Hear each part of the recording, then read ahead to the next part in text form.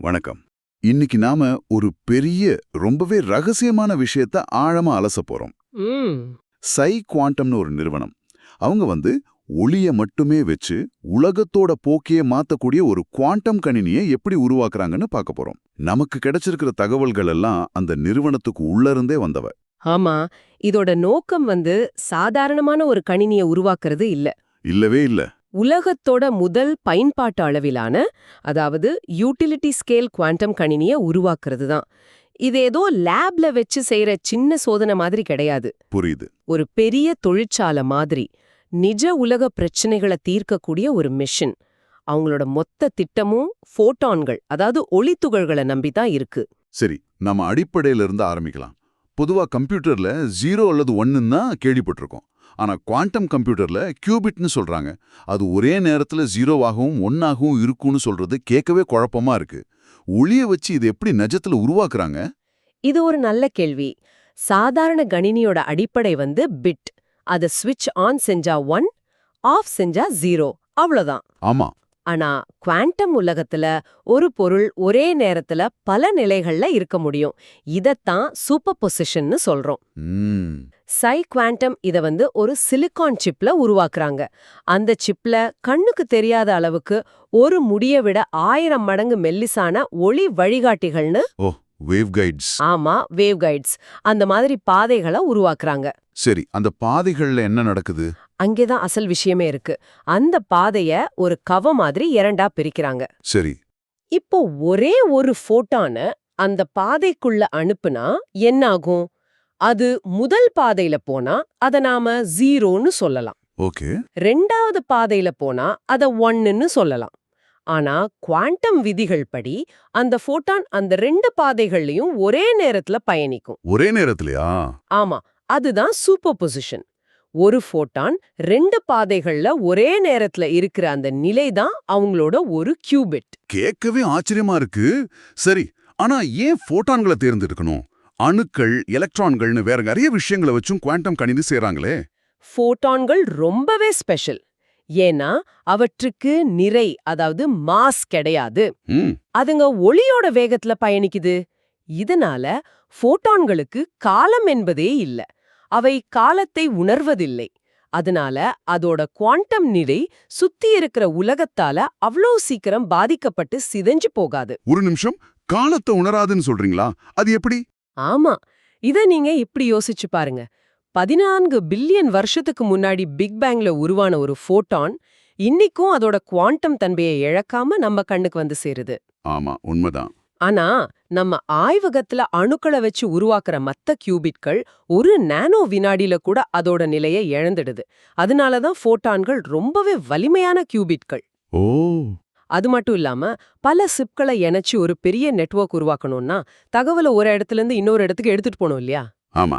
இதுக்கு ஒளியை விட சிறந்தது வேற என்ன இருக்கு? ஓகே, ஃபோட்டான் தான் சரின்னு முடிவு பண்ணிட்டாங்க. ஆனா நமக்கு ஒரே ஒரு ஃபோட்டான், அதுவும் நமக்கு தேவைப்படும் போது மட்டும் வரணும். இதுவே ஒரு பெரிய சவால் மாதிரி தெரியுதே.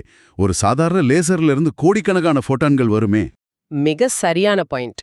ஒரு கணினியோட கடிகாரம் மாதிரி நமக்கு துல்லியமான இடைவெளியில தேவைப்படும் போது மட்டும் ஒரு ஃபோட்டான் வரணும்.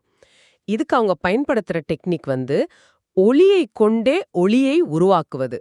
ஒளியை கொண்டே ஒளியையா?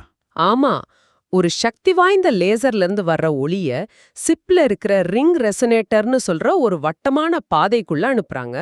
அந்த வட்டத்துக்குள்ள ஒளி பல்லாயிரம் முறை சுத்தி சுத்தி அதோட ஆற்றல் பல மடங்கு அதிகமாகுது. அந்த அதீத ஆற்றலால என்ன நடக்குது? அப்படி ஆற்றல் அதிகமாகும் போது ரொம்ப ரொம்ப அரிதான ஒரு நிகழ்வு நடக்கும். அந்த லேசர்ல இருந்து வந்த 2 ஃபோட்டான்கள் ஒன்னா சேர்ந்து அழிஞ்சு பதிலுக்கு முற்றிலும் புதிய 2 ஃபோட்டான்களை உருவாக்கும். ஒன்னு அதிக ஆற்றல் கொண்ட நீல ஃபோட்டான், இன்னொன்னு குறைந்த ஆற்றல் கொண்ட சிவப்பு ஃபோட்டான். இந்த நீல ஃபோட்டான் தான் நமக்கு தேவையான அந்த ஒற்றை சிக்னல் ஃபோட்டான். ஆனா இது அரிதான நிகழ்வுன்னு சொன்னீங்களே. சுமார் 10 லட்சத்துல ஒரு முறை தான் படிச்சேன். அப்போ அது ரொம்ப மெதுவா இருக்குமே. ஒரு கம்ப்யூட்டருக்கு இது எப்படி சரி வரும்? கரெக்ட். இதுக்கு தீர்வா ஒரே ஒரு ரிங் ரெசனேட்டரை நம்பி இல்லாம ஒரே சிப்ல ஆயிரக்கணக்கான ரெசனேட்டர்களை இணையா இயக்குறாங்க. ஓ, அப்போ ஒரே நேரத்துல ஆயிரக்கணக்கான யூனிட்டுகள் வேலை செய்யுது. ஆமா, இதனால ஏதாவது ஒரு ரெசனேட்டர்ல நிச்சயமா ஒரு ஃபோட்டான் உருவாகிடும். ஒரு நிமிஷம், நீங்க ஆயிரக்கணக்கான ரெசனேட்டர்கள் இருக்குன்னு சொன்னீங்க. அப்போ எந்த ரெசனேட்டர்ல இருந்து ஃபோட்டான் வருதுன்னு நமக்கு எப்படி தெரியும்? அதை நம்ம அளந்து பார்த்தா? குவாண்டம் விதிகள் படி அந்த ஃபோட்டான் அழிஞ்சிடுமே. நம்ம இப்போ ஒரு முட்டு சந்தில நிக்கிற மாதிரி இல்லையா? சரியான கேள்வி. இதுதான் குவாண்டம் மெக்கானிக்ஸ்ல இருக்கிற ஒரு பெரிய சவால். ஆனா குவாண்டம் இதுக்கு ஒரு தந்திரமான வழியை கண்டுபிடிச்சிருக்காங்க. அப்படியா? ஞாபகம் இருக்கா? சிக்னல் ஃபோட்டானோட சேர்ந்து ஒரு சிவப்பு ஃபோட்டானும் உருவாச்சுன்னு சொன்னேன். ஆமா. அதுக்கு ஹெரால்டிங் ஃபோட்டான்னு பேரு. அதாவது வருகையே அறிவிக்கும் ஃபோட்டான். ஓ, அப்போ அந்த அறிவிப்பு ஃபோட்டானை வச்சு கரெக்ட். அந்த சிவப்பு ஃபோட்டானை மட்டும் நாம கண்டறிவோம். அதை நாம கண்டறிஞ்சா அதோட ஜோடியான சிக்னல் ஃபோட்டான் எந்த பாதையில இருக்குன்னு நம்மால அதை அழிக்காமலே தெரிஞ்சுக்க முடியும். இது ஒரு மேஜிக் தந்திரமா இருக்கே. ஆமா, ஒரு மின்னல் வெட்டுறத பார்த்து இடி எங்க வரப்போகுதுன்னு தெரிஞ்சுக்கிற மாதிரி தான் இது. அற்புதம்.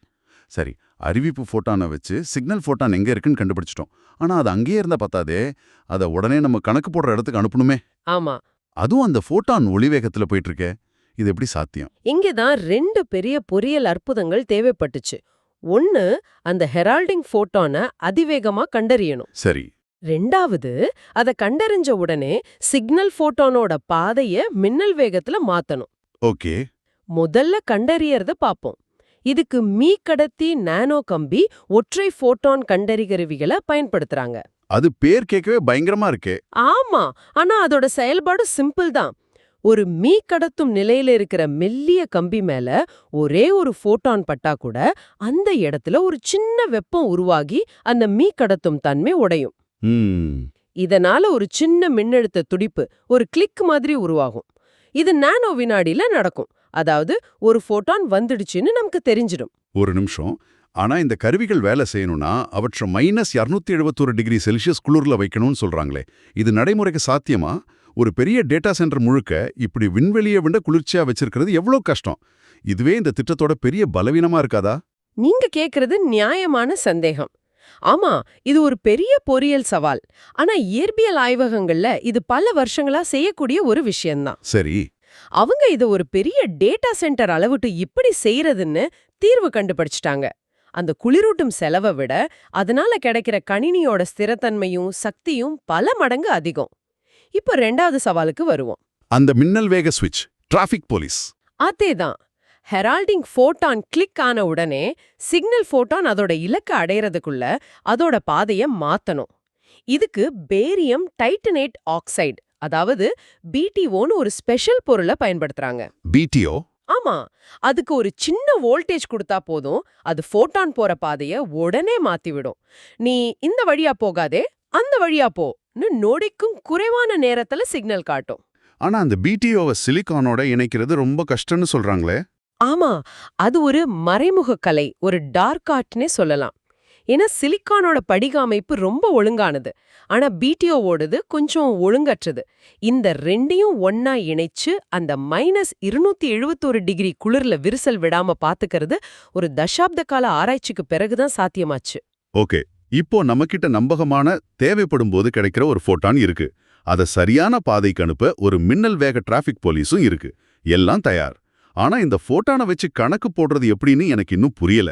அது எப்படி வேலை செய்யுது? நாம கணக்கு போடுறதுக்கு பயன்படுத்துற அமைப்புக்கு பேரு Mach Zehnder interferometer. Mach Zehnder interferometer. ஆமா, இது 2 தண்ணீர் குழாய்கள் ஒன்னு சேர்ற இடம் மாதிரி கற்பனை பண்ணிக்கோங்க.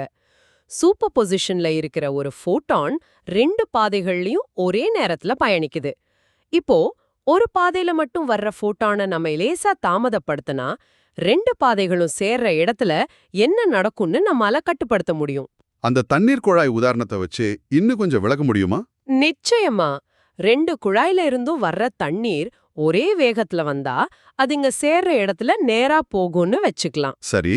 இப்போ ஒரு குழாயில வர்ற தண்ணீரோட வேகத்தை நாம லேசா குறைச்சா 2 குழாயும் சேர்ற இடத்துல தண்ணீர் சுழியோட போகலாம், இல்ல வேற திசையில போகலாம். அதே மாதிரி ஒரு ஃபோட்டான் பாதையை நாம லேசா தாமதப்படுத்தினா அது குடுக்கவும் 0வா வெளியே வருமா இல்ல 1ஆ வெளியே வருமாங்கிறத நம்மால தீர்மானிக்க முடியும். இதுதான் குவாண்டம் கணக்கீடுகளோட அடிப்படை. அப்போ இந்த தாமதத்தை மாத்துறது மூலமா தான் நம்ம AND, OR, NOT மாதிரி லாஜிக் கேட்டுகளை உருவாக்குறோமா? எப்படி ஒரு சின்ன நேர தாமதம் இவ்வளவு சிக்கலான கணக்குகளை செய்ய உதவுது?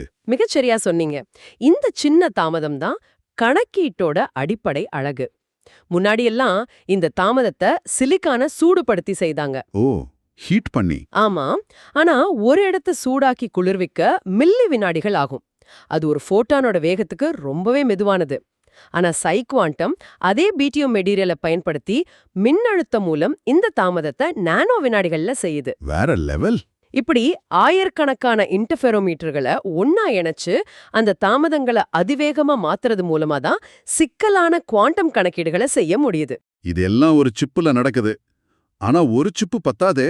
ஒரு சூப்பர் கம்ப்யூட்டர் உருவாக்கணும்னா லட்சக்கணக்கான கியூபிட்கள் வேணும். அப்போ பல சிப்புகளை ஒன்னா இணைக்கணுமே. பலவீனமான ஒரு குவாண்டம் நிலைய எப்படி ஒரு ஆப்டிக்கல் ஃபைபர் வழியா இன்னொரு இடத்துக்கு அனுப்புறது? இதுதான் இந்த துறையில எல்லோரும் முட்டி மோதின மிகப்பெரிய சவால். அப்படியா? நாம பார்த்த மாதிரி கியூபிட்ங்கிறது 2 தனித்தனி பாதைகள்ல இருக்கிற ஃபோட்டானோட நிலை தானே. இந்த 2 பாதைகளையும் 2 தனித்தனி ஆப்டிக்கல் ஃபைபர்ல அனுப்பி மறுமுனையில இணைக்க முயற்சி செஞ்சா அந்த ஃபைபர்ல ஏற்படுற சின்ன அதிர்வு இல்ல வெப்பநிலை மாற்றம் கூட அந்த 2 பாதைகளோட நீளத்தை மாத்தி மொத்த குவாண்டம் நிலையையும் அழிச்சிடும். அப்போ இது நடக்காத காரியம்னு சொல்ல வரீங்களா? அப்படிதான் எல்லோரும் நினைச்சாங்க. ஆனா இங்கதான் அவங்களோட மிக புத்திசாலித்தனமான ஒரு அறிவியல் புரட்சினே சொல்லக்கூடிய தீர்வு வருது. என்னது? இடத்திலிருந்து காலத்துக்கு மாற்றுதல், அதாவது ஸ்பேஸ் டு டைம் என்கோடிங். கேட்கவே ஒரு அறிவியல் புனைகதை மாதிரி இருக்கு. அப்படின்னா என்ன? அதோட அடிப்படை ரொம்ப எளிமையானது. கியூபிட்டோட 2 பாதைகள்ல ஒன்றை மட்டும் வேண்டுமென்றே ஒரு நீண்ட சுழலான பாதை வழியா அனுப்பி ஒரு நானோ வினாடி தாமதப்படுத்துறாங்க. ஓ, உத்தேசபூர்வமாக தாமதப்படுத்துறாங்க. ஆமா. அதுக்கப்புறம் அந்த 2 பாதைகளையும் ஒரே ஆப்டிக்கல் ஃபைபருக்குள்ள செலுத்துறாங்க. இப்போ அந்த கியூபிட்டோட தகவல் 2 இடங்களுக்கு பதிலா 2 நேரங்களுக்கு இடையிலான இடைவெளியில சேமிக்கப்பட்டிருக்கு. ஒரு நிமிஷம், நான் சரியா புரிஞ்சுக்கிட்டேனான்னு பாக்குறேன். ஃபோட்டானோட ஒரு பாதி இப்போ வருது, அதோட மறுபாதி ஒரு நானோ வினாடி கழிச்சு வருது. ஆமா. அப்போ ஃபைபரோட நீளம் மாறினா இல்ல அது அதிர்ந்தா கூட ஆமா. 2 ஃபோட்டான் பகுதிகளும் ஒரே மாதிரி பாதிக்கப்படும். அதனால அவற்றுக்கு நடுவுல இருக்கிற நேர இடைவெளி மட்டும் மாறவே மாறாது. அவங்க பௌதிக உலகத்தோட சிக்கலை நேரத்தை வச்சு சரி செஞ்சிருக்காங்க. இது அபாரமான யோசனை. சரியா சொன்னீங்க. இதுதான் இந்த அணுகுமுறையோட மையப்புள்ளி. அந்த ஃபைபர்ல என்ன அதிர்வு ஏற்பட்டாலும் அது ஃபோட்டானோட 2 பகுதிகளையும் சமமா பாதிக்கும். ஆனா அவற்றுக்கு இடையிலான நேர இடைவெளி மட்டும் மாறவே மாறாது. வாவ். அதனால குவாண்டம் நிலை பாதுகாக்கப்படுது. மறுமுனையில இந்த செயல்முறைய தலைகீழா மாத்தி அந்த நேர அடிப்படையிலான கியூபிட்ட திரும்பவும் இட அடிப்படையிலான கியூபிட்டா மாத்திடுறாங்க. இத நிஜமாவே செஞ்சு நிரூபிச்சிருக்காங்களா? நிச்சயமா. 2 தனித்தனி சிப்களை 250 மீட்டர் நீளமுள்ள ஃபைபர் மூலமா ஒரு சுரங்க பாதை வழியா இணைச்சு ஒரு சோதனை செஞ்சாங்க. அப்படியா? முடிவு என்னாச்சு? முடிவு ஆச்சரியமா இருந்துச்சு. 99.7% துல்லியத்தோட குவாண்டம் நிலை ஒரு சிப்ல இருந்து இன்னொரு சிப்புக்கு பாதுகாப்பா போய் சேர்ந்தது. இது அவங்களோட மாடுலார் டேட்டா சென்டர் போன்ற அணுகுமுறை வேலை செய்யும்னு நிரூபிக்குது.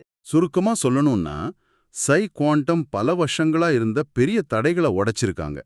ஒற்றை ஃபோட்டான்களை உருவாக்குறது, அதை அறிவிக்க ஒரு ஜோடி ஃபோட்டானை பயன்படுத்துறது, மின்னல் வேகத்துல பாதையை மாத்துறது, கடைசியா இடத்தோட சிக்கலை நேரத்தை வச்சு தீர்க்கிறதுன்னு ஒளிய கையாள்றதுல அவங்க தேர்ச்சி பெற்றிருக்காங்கன்னு சொல்லலாம். ஆமா. இது ஒரு இயற்பியல் கலை மற்றும் கைவினை திட்டத்திலிருந்து உண்மையான தொழில்துறை செயல்முறைக்கு மாறும் தருணம். ஒரு முழுமையான பயன்பாட்டு கணினிக்கு இன்னும் ஒரு தசாப்தமாகலாம். ஆனால் அதற்கான பொறியியல் அடித்தளம் நம்ப முடியாத அளவிற்கு வலுவா இருக்கு. இது இணையத்தை போன்ற ஒரு பரவலாக்கப்பட்ட அமைப்பா இருக்கும். ஆனா அது குவாண்டம் தகவல்களுக்காக இயங்கும். இறுதியாக நீங்கள் சிந்திப்பதற்காக ஒரு கேள்வி. தகவல்களை இடத்திலும் காலத்திலும் குறியாக்கம் செய்வது பற்றி பேசினோம். இந்த அமைப்புகள் நூற்றுக்கணக்கான அல்லது ஆயிரக்கணக்கான மாடியூல்களை இணைத்து வளரும்போது பிரபஞ்சத்தின் அடிப்படை கூறுகளான இடமும் காலமும் கணினியின் கட்டமைப்பின் ஒரு பகுதியாக மாறும்போது என்ன புதிய வகையான கணக்கீடுகள் சாத்தியமாகும்? பிரபஞ்சத்தின் விதிகளைக் கொண்டு கணக்கிடுவதற்கு பதிலாக பிரபஞ்சத்தைப் போலவே நம்மால் கணக்கிட முடிந்தால் என்னென்ன பிரச்சனைகளை தீர்க்க முடியும்? யோசிச்சு பாருங்க.